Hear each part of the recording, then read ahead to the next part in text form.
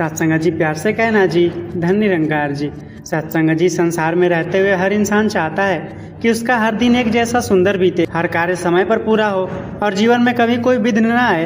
परंतु जब कभी परिस्थितियां हमारे अनुकूल नहीं होती तो मन विचलित हो जाता है। ऐसे में यदि कभी अंतर्मन में उदासी या परेशानी महसूस हो तो उसे छुपाने या दबाने के स्थान पर सहजता से स्वीकार कर लेना ही श्रेयस्कर है। यह मानना कि हाँ, आज मैं भीतर से अशांत हूँ, कोई भूल नहीं है, बल्कि एक स्वाभाविक मानवीय भावना है। जब हम अपनी इस स्थिति को परमात्मा के सम्मुख स्वीकार कर लेते हैं तो मन का बोझ स्वतः ही हल्का हो जाता है और आगे बढ़ने का मार्ग प्रशस्त होता है। संगत जी, यहाँ इट्स ओके करने का अभिप्राय कदापि नहीं है कि हम कर्म करना छोड़ दें या अपने कर्तव्यों से मुख मोड़ लें। इसका वास्तविक अर्थ यह है कि जीवन में जब कोई असफलता या करियर में कोई रुकावट आए तो उस समय घबराकर बैठ जाने के बजाय शांत मन से उस परिस्थिति का सामना करें और दोगुनी ऊर्जा के साथ पुनः उठ खड़े होने का मजबूत संकल्प लें।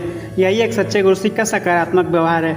सत्संग जी, इस जीवन यात्रा में कई बार हमारा सामना ऐसी विषम या कड़वाहट से भरी स्थितियों से भी होता है जहां सामने वाले का व्यवहार हमें मानसिक ठेस पहुंचा सकता है। ऐसी अवस्था में स्वयं को शांति से बचाने के लिए एक गरिमामयी मानसिक दूरी बना लेना सर्वथा उचित है।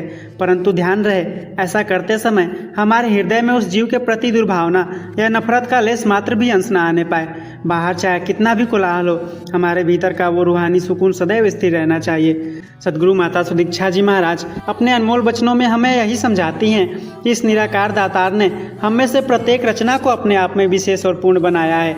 जीवन की हर एक घटना को, चाहे वह सुखद हो या संघर्षमयी, इस निरंकार की रजा और उसकी पावन मर्जी मानकर सहर्ष स्वीकार करने से ही वास्तविक आनंद की प्राप्ति होती है। जब मन में शुक्राना आ जाता है तो शिकायतें अपने आप समाप्त हो जाती हैं। तो आइए अपने जीवन की डोर को पूरी तरह से समर्थ परमात्मा के सुपुर्द करें, सकारात्मकता के साथ सन्मार्ग पर बढ़ते रहें और हर हाल में आनंदित रहें। सत्संग जी, एक बहुत सुंदर प्रसंग आता है। एक बार एक संत अपने शिष्यों के साथ नदी पार कर रहे थे। अचानक नदी में एक तूफान आया। लहरें इतनी ऊंची उठने लगी कि नाव डगमगाने लगी और उसमें पानी भरने लगा।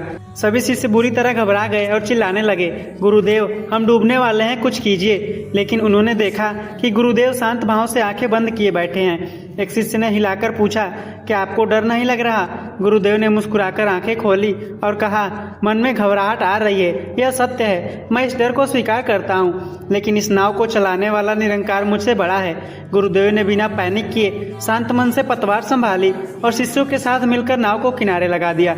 सत्संग जी, साखी से हमें यही सीख मिलती है कि जीवन में जब कोई सेटबैक या असफलता है तो डरना या उस बात को छुपाना सही नहीं है। यह स्वीकार कर लेना कि हाँ, आज मैं परेशान हूँ, कोई कमजोरी नहीं है। जब आप शांत मन से परिस्थिति को स्वीकार करते हैं तभी आपको दोबारा उठ खड़े होने की शक्ति और सही रास्ता मिलता है। सत्संग जी, परमात्मा ने हर किसी को विशेष और पूर्ण बनाया है। जीवन की हर घटना को ईश्वर की रजा मानकर स्वीकार करने से ही वास्तविक आनंद मिलता है। एक राजा का एक बहुत ही बुद्धिमान और धार्मिक मंत्री था। वो मंत्री हर परिस्थिति में एक ही बात कहता था, जो होता है अच्छे के लिए होता है, उस दाता की रजा में ही भलाई है। एक दिन तलवार की धार साफ करते समय राजा की उंगली का एक हिस्सा कट गया। राजा दर्द से कराह उठा।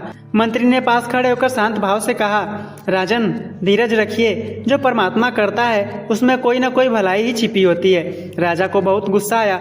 उसने सोचा, मेरी उंगली कट गई और इसे भलाई सूझ रही है। राजा ने तुरंत सैनिकों को आदेश देकर उस मंत्री को जेल में डलवा दिया। जेल जाते समय भी मंत्री ने मुस्कुराकर कहा, इसमें भी निरंकार की कोई रजा है, सब भला ही होगा। कुछ दिनों बाद राजा अपने सैनिकों के साथ जंगल में शिकार खेलने गया। शिकार का पीछा करते करते राजा अपने सैनिकों से बिछड़ गया और घने जंगल में आदिवासी कबीले के लोगों द्वारा पकड़ लिया गया। वे लोग अपने देवता की बलि देने के लिए किसी व्यक्ति की तलाश में थे। उन्होंने राजा को बलि की वेदी पर खड़ा कर दिया। तभी कबीले के मुखिया की नज़र राजा की उस कटी हुई उंगली पर पड़ी। मुखिया चिल्लाया, रुको, इस व्यक्ति की बलि नहीं दी जा सकती, इसका अंग भंग है और अधूरे या खंडित शरीर को बलि देने से हमारे देवता रुष्ट हो जाएंगे।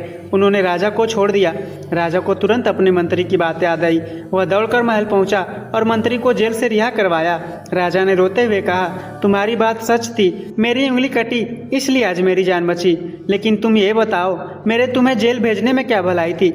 मंत्री ने हाथ जोड़कर कहा, हे राजन, विचार कीजिए, यदि मैं जेल में ना होता तो आपका मंत्री होने के नाते मैं भी आपके साथ शिकार पर जाता। जब वे लोग आपकी उंगली कटी देखकर आपको छोड़ देते तो वे बलि के लिए मुझे पकड़ लेते, क्योंकि मेरा तो कोई अंग कटा हुआ नहीं था, इसलिए मुझे जेल भेजकर दातार ने मेरी भी जान बचा ली। सत्संग जी, साखी से हमें सीख मिलती है कि जब जीवन में हमारे मन मुताबिक चीज़ें नहीं होती तो हम उदास हो जाते हैं, लेकिन सदगुरु माता सुदीक्षा जी महाराज हमें यही समझा रहे हैं कि इस निरंकार ने जो भी खेल रचाया है इसमें हमारी भलाई छिपी होगी। जब हम हर परिस्थिति को इसकी रजा मान लेते हैं तो मन के सारे दुख आनंद में बदल जाते हैं। सत्संग जी, इट्स ओके का अर्थ केवल बहाने बनाने या आलसी होना नहीं है, बल्कि कठिनाइयों के बावजूद मेहनत करना और दोबारा उठ खड़े होने का संकल्प लेना है। सत्संग जी, परेशानी या दुख के क्षणों में पत्थर बन जाना अध्यात्म नहीं है। अपनी मानवीय भावनाओं को सहज रूप से महसूस करना और फिर दातार पर भरोसा रखकर आगे बढ़ जाना ही सच्ची भक्ति है। संतों के इतिहास में एक बहुत ही उच्च कोटि के पूर्ण संत हुए हैं। उनका एक इकलौता पुत्र था जिससे वे बहुत स्नेह करते थे। वह पुत्र भी बहुत ही सेवाभावी और गुरसिक था। एक दिन अचानक एक दुर्घटना में उस पुत्र का देहांत हो गया। जब यह खबर पूरे नगर में फैली तो साथ संगत के संत और नगर के लोग उनके घर पहुंचे। सबने सोचा कि संत जी तो ब्रह्मज्ञानी हैं, वे शांत बैठे होंगे, परंतु जब लोग वहां पहुंचे तो उन्होंने देखा कि संत जी अपने पुत्र के पार्थिव शरीर को देखकर फूट फूट कर रो रहे थे। उनकी आंखों से आंसुओं की धारा बह रही थी। यह देखकर एक व्यक्ति के मन में संशय आ गया। वह आगे बढ़ा और बड़े संकोच से बोला, गुरुदेव, आप तो पूर्ण ज्ञाता हैं, आप तो रोज हमें समझाते हैं कि यह संसार मिथ्या है, आत्मा अमर है, फिर आप एक आम इंसान की तरह इस मोह में पड़कर रो क्यों रहे हैं। संत जी ने बहुत ही आदर और करुणा के साथ अपनी आंखें पोंछी और उस व्यक्ति को देखा। उन्होंने कहा, मेरे भाई, तुम थोड़ा सा भ्रमित हो रहे हो। मेरे भीतर इस समय जो आंसू बह रहे हैं वे किसी मोह या शिकायत के नहीं हैं। एक पिता होने के नाते मेरे हृदय में जो वियोग का दर्द उठा है, ये आंसू उस मानवीय भावना की सहज अभिव्यक्ति हैं। मैं पत्थर नहीं हूँ, मैं एक मनुष्य हूँ और इस दर्द को महसूस करना कोई पाप नहीं है। फिर संत जी ने उठकर हाथ जोड़े और पूरे शांत भाव से बोला, दाता, यह बच्चा तेरी अमानत था, तूने जब तक चाहा मेरे पास रखा। आज तूने अपनी अमानत वापस ले ली, तेरी इस मर्जी को मैं सहर्ष स्वीकार करता हूँ। इतना कहकर उन्होंने शांत मन से आगे की अंतिम क्रियाओं का संकल्प लिया और पूरी संगत को चकित कर दिया। सत्संग जी, भावनाओं को दबाना या अंदर ही अंदर घुटते रहना भक्ति नहीं है। यदि किसी सेटबैक के कारण मन उदास है तो उस उदासी को स्वीकार कीजिए, उसे महसूस कीजिए, लेकिन उस उदासी में हमेशा के लिए डूबने के बजाय अगले ही पल इस निरंकार की विशालता को देखकर आगे बढ़ जाइए। सत्संग जी, नकारात्मक व्यवहार वाले लोगों से अपनी मानसिक शांति के लिए सीमाएं तय करना अनिवार्य है, परंतु हृदय में उनके प्रति मैल ना आने पाए। जब हम यह मान लेते हैं कि ईश्वर ने हमें जैसा भी बनाया है, विशेष और पूर्ण बनाया है, तो संसार की कोई भी कमी हमें दुखी नहीं कर सकती। एक राजा के भव्य महल में एक बहुत ही सुंदर और विशाल बगीचा था। उस बगीचे में दुनिया भर के अनमोल पौधे, ऊंचे ऊंचे देवदार के वृक्ष, सुगंधित गुलाब के फूल और मीठे फलों के पेड़ लगे हुए थे। राजा रोज सुबह उस बगीचे में टहलने जाता था और उसे देखकर बहुत ही आनंदित होता। एक सुबह जब राजा बगीचे में गया तो उसने देखा कि पूरा बगीचा मुरझा रहा था। पेड़ पौधे उदास थे और उनकी पत्तियां पीली पड़ चुकी थीं। राजा बहुत चिंतित हुआ। वह सबसे पहले ऊंचे देवदार के वृक्ष के पास गया और पूछा, तुम इतने उदास क्यों हो? देवदार के वृक्ष ने कहा, राजन, मैं इसलिए दुखी हूँ क्योंकि मैं सेब की पेड़ की तरह मीठे फल नहीं दे सकता।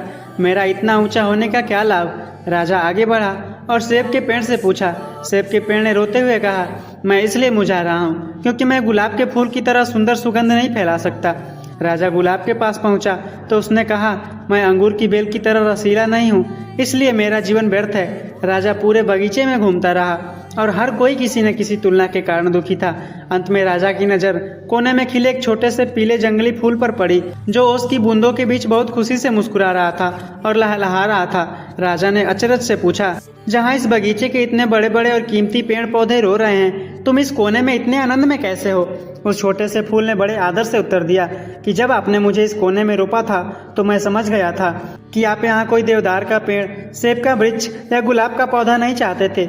यदि आप वो चाहते तो आप उन्हें ही लगाते। आप यहाँ मुझे देखना चाहते थे, इसलिए आपने मुझे यहाँ लगाया। मैं यह जान गया हूँ कि मेरे बनाने वाले ने मुझे जैसा भी बनाया है, इस बगीचे के लिए पूर्ण और विशेष बनाया है। बस मैं अपनी पूरी महक के साथ खिलकर आपके चरणों में शुक्राना प्रकट करता हूँ। सत्संग जी, सदगुरु माता सुदीक्षा जी महाराज हमें ये समझाती हैं कि परमात्मा ने हर किसी को विशेष और पूर्ण बनाया है। जब हम दूसरों को देखकर खुद को कमतर आंकना बंद कर देते हैं और ईश्वर की इस अनमोल रचना के रूप में स्वयं को सहजता से स्वीकार कर लेते हैं, तो वास्तविक आनंद का झरना हमारे भीतर से स्वतः ही फूट पड़ता है। संत कबीर जी अपने जीवन यापन के लिए कपड़ा बुना करते थे। और उसे बाजार में बेचते थे। एक बार वे पूरे एक सप्ताह की कड़ी मेहनत से एक बहुत ही सुंदर और मखमली कपड़े की थान बुन रहे थे। बुनते समय अनजाने में उनका ध्यान थोड़ा सा भटका और कपड़े के बीच में एक छोटा सा छेद हो गया, जिससे धागे खींच गए और कपड़ा थोड़ा सा फट गया। कबीर जी ने जब उस कपड़े को देखा तो वे उदास नहीं हुए और ना ही उन्होंने उस फटे हुए हिस्से को छुपाने या रफू करके धोखा देने की कोशिश की। वे उस फटे हुए थान को लेकर सीधे बाजार गए। बाजार में एक अमीर ग्राहक आया और उसने कपड़े की बहुत प्रशंसा की, लेकिन जैसे ही उसकी नज़र उस फटे हुए हिस्से पर पड़ी, उसने ताना मारते हुए कहा, कबीर जी, तुम तो इतने बड़े संत हो, फिर तुमने इतना त्रुटिपूर्ण और त्रुटि से भरा कपड़ा क्यों बुना? क्या तुम्हारा मन आज ईश्वर में नहीं था? कबीर जी ने बड़े आदर से हाथ जोड़े। उनकी आंखों में एक सहज मानवीय उदासी थी। उन्होंने कहा कि आज बुनते समय मेरे अंतर्मन में थोड़ी व्याकुलता थी, जिसके कारण यह धागा टूट गया। यह सत्य है कि आज का यह वस्त्र पूर्ण नहीं है। मैं अपनी इस भूल को पूरी तरह स्वीकार करता हूँ, लेकिन इस फटे हुए कपड़े को देखकर मैं रोऊंगा नहीं, बल्कि कल दोबारा पूरे ध्यान से नया धागा पिरोऊंगा। कबीर जी की सत्यता और अपनी कमी को सहजता से स्वीकार करने के भाव को देखकर वह ग्राहक इतना प्रभावित हुआ कि उसने उस फटे हुए कपड़े की भी पूरी कीमत चुका दी। सत्संग जी, जीवन में यदि किसी दिन कोई काम खराब हो जाए या मन अशांत हो तो उस स्थिति को छिपाने या अंदर ही अंदर घुटने की आवश्यकता नहीं है। यह स्वीकार कर लेना कि हाँ, आज मुझसे त्रुटि हुई है, कोई कमजोरी नहीं है। अपनी कमियों को स्वीकार करके ही हम अगले दिन की एक नई और बेहतर शुरुआत कर सकते हैं। सत्संग जी, बाहर की परिस्थितियां चाहे कितनी भी विषम या नकारात्मक क्यों न हो, अपने मानसिक संतुलन को खोए बिना अपने आंतरिक रूहानी आनंद में लीन रहना ही सकारात्मक व्यवहार है। परम आदरणीय संत राबिया जी का नाम बहुत आदर से लिया जाता है। वे अपनी कुटिया में बैठकर रात रात भर मौन रहकर दातार के सिमरन में लीन रहती थी। एक बार उनकी कुटिया में चोर घुस आए। वे बहुत ही क्रूर और नकारात्मक स्वभाव के लोग थे। जब उन्हें कुटिया में कोई धन या कीमती सामान नहीं मिला तो वे झुंझला गए। क्रोध में आकर एक चोर ने जमीन पर पड़ी एक नुकीली लोहे की सुई उठाई और ध्यान में बैठी राबिया जी की हथेली में गहरे चुभा दी। सुई चुभने से गहरा घाव हो गया और रक्त बहने लगा। चोर यह देखकर हंसने लगे कि अब वह चीखेगी और रोएगी, परंतु राबिया जी शांत रहीं। उन्होंने अपनी हथेली से उस सुई को निकाला, एक कपड़े से अपने रक्त को पोंछा और उन चोरों की तरफ देखकर अत्यंत आदर और करुणा से मुस्कुराई। उन्होंने कहा, इस सुई ने केवल मेरी त्वचा को छुआ है, मेरे भीतर बैठे इस परमात्मा को नहीं। बाहर से जो दर्द तुमने मुझे दिया है वह मेरी देह तक ही सीमित है, लेकिन मेरे भीतर जो सतगुरु के ज्ञान का दिव्य आनंद है, वहाँ तक तुम्हारी सुई की नोक पहुँच ही नहीं सकती। राबिया जी की अद्भुत आत्मिक शांति और द्वेषहीन व्यवहार को देखकर वे चोर थर थर कांपने लगे और उनके चरणों में गिर गए। सत्संग जी, आपको मानसिक चोट पहुंचाने वाले या कड़वाहट फैलाने वाले बहुत से लोग मिलेंगे। अपनी शांति के लिए उनसे एक उचित सीमा तय कर लेना आवश्यक है, परंतु सबसे महत्वपूर्ण यह है कि उनके द्वारा दी गई नकारात्मकता को अपने अंतर्मन के आनंद को दूषित न करने दें। बाहर का कोलाहल भीतर प्रवेश न कर पाए, यही सच्ची भक्ति है। सत्संग जी, जब जीवन या करियर में कोई ठहराव आ जाए या चीजें रुकी हुई लगे तो उस समय घबराकर भागने के बजाय शांत मन से उस परिस्थिति को स्वीकार करना और परमात्मा की रजा पर अडिग रहना ही सकारात्मक व्यवहार है। महाराष्ट्र के परम संत ज्ञानेश्वर जी और उनके भाई बहनों का जीवन का एक बहुत ही सुंदर प्रसंग आता है। एक बार वे एक मिट्टी की कच्ची दीवार के सहारे चुपचाप बैठे थे। वे समाज द्वारा दिए जा रहे अपमान और अपने जीवन के संघर्षों पर गहरी शांति के साथ विचार कर रहे थे। उसी समय वहां से एक बहुत ही अहंकारी और प्रसिद्ध विद्वान चांगदेव अपनी सवारी पर गुजरे। चांगदेव को अपनी सिद्धियों पर बहुत घमंड था। जब उन्होंने इन संतों को एक साधारण मिट्टी की दीवार पर शांत बैठे देखा तो उन्होंने अपनी शक्ति का प्रदर्शन करने के लिए कहा, तुम लोग इतने समय से एक ही जगह थमे हुए हो, तुम्हारा जीवन ठहर गया है, देखो मेरी गति। संत ज्ञानेश्वर जी ने बहुत ही आदर और मधुरता के साथ उत्तर दिया, हे महात्मन, यदि हमारा दातार चाहे तो यह थमी हुई निर्जीव दीवार भी चल सकती है, और यदि उसकी मौज ना हो तो संसार की सबसे तेज गति भी रुक सकती है। कहते हैं कि संत जी ने उस मिट्टी की दीवार पर हाथ रखा और वह निर्जीव दीवार भी आगे की ओर सरक गई। चांगदेव का अहंकार पल भर में टूट गया कि असली शक्ति गति में नहीं बल्कि निरंकार की रजा में शांत रहने में है। सत्संग जी, अपनी कमियों या अज्ञानता को छिपाने के बजाय इसे सहजता से स्वीकार करना ही अंतर्मन के विकास का पहला कदम है। सूफी परंपरा में संत हसन बसरी जी के जीवन की एक बड़ी ही अनमोल साखी आती है। जब वे सत्य की खोज में भटक रहे थे तो एक शाम उन्होंने एक छोटे से बच्चे को हाथ में जलता हुआ दिया लेकर मस्जिद की ओर जाते देखा। हसन बसरी जी ने उस बच्चे को रोकने के लिए कहा, थोड़ा सा परीक्षा लेने के भाव से पूछा, बेटे, यह दिया बहुत सुंदर जल रहा है, क्या तुम मुझे बता सकते हो कि इस दिए की लौ मूल रूप से कहाँ से आई है, इसका स्रोत क्या है? वह बच्चा बहुत ही निश्चल और समझदार था। उसने हसन बसरी जी की ओर बड़े आदर से देखा, फिर दिए की तरफ एक जोरदार फूंक मारी। दिया तुरंत बुझ गया। बच्चे ने कहा, महात्मन, अभी अभी यह लौ जहाँ चली गई यह वहीं से आई थी। यदि आप जानते हैं कि कि यह कहाँ गई, तो आप इसका स्रोत भी जान जाएंगे। हसन बसरी जी उस बच्चे की सहज और तार्किक बात को सुनकर स्तब्ध रह गए। वे अपनी विद्वता का अहंकार भूलकर तुरंत उस बच्चे के सामने नतमस्तक हो गए और अपनी अज्ञानता को सहज स्वीकार करते हुए बोले, हाँ, आज मैं निरुत्तर हूँ और मुझे यह स्वीकार करने में कोई संकोच नहीं है कि एक बालक ने मुझे सत्य का सही मार्ग दिखा दिया है। सत्संग जी, अपनी भावनाओं या अपनी अज्ञानता को छुपाना या दबाना नहीं चाहिए। यह स्वीकार करना कि आज मैं परेशान हूँ या मुझसे भूल हुई है बिल्कुल सामान्य है। यही हमें अंदर से हल्का करता है। जब हम अपनी वास्तविक स्थिति को दातार के सामने स्वीकार कर लेते हैं, तभी हमारे भीतर एक नई सकारात्मक ऊर्जा का संचार होता है। सत्संग जी, इस पूरे एपिसोड का साथ यही है कि परिस्थितियां चाहे हमारे अनुकूल हो या प्रतिकूल, चाहे जीवन में उतार आए या चढ़ाव, हमें अपने अंतर्मन का आनंद कभी नहीं खोना है। अपनी हर छोटी बड़ी भावना को सहजता से स्वीकार करते हुए नकारात्मक स्थितियों से गरिमामयी दूरी बनाकर अपनी जीवन डोली को पूरी तरह से इस स्थिर निरंकार के हवाले कर देना है। जब हम शुक्राने और ईश्वर की रजा के इस पावन मार्ग पर सकारात्मकता के साथ आगे बढ़ते हैं, तभी हमें वास्तविक मानसिक शांति प्राप्त होती है। यदि सतगुरु की कृपा से संजोए गए इन दिव्य विचारों और अनसुनी साखियों ने आपके अंतर्मन को स्पर्श किया हो, तो कमेंट बॉक्स में पूरे सत्कार के साथ अपनी पावन हाजिरी अवश्य दर्ज कराएं। सत्संग जी, प्यार से कहना जी, धन्य निरंकार जी।